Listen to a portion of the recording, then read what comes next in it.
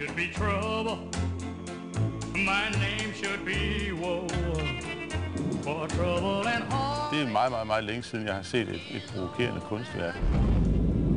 Det er de samme historier, man hører gang på gang fra folk, der er omkring de 40. Middelklassens triumf, ikke? Med sig selv i hovedrollen. Kan vide, hvis man nedlagde kunststøtten i 10 år, hvad der så ville ske? Vi har jo et publikum, der nærmest kommer ind med rollator. Og de er jo snart væk.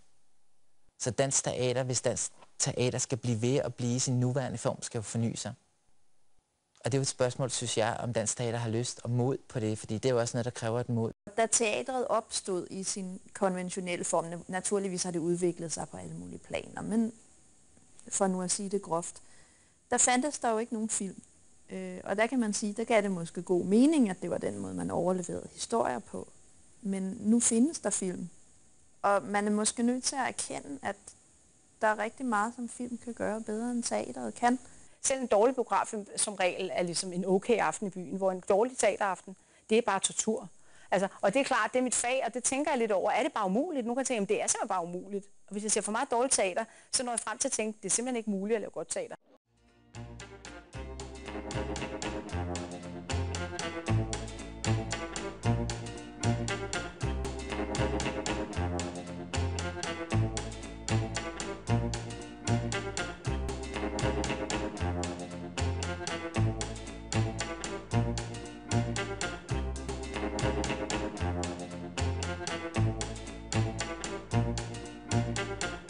My name should be trouble.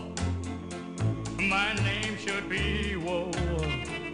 For trouble, that blue boy is my name.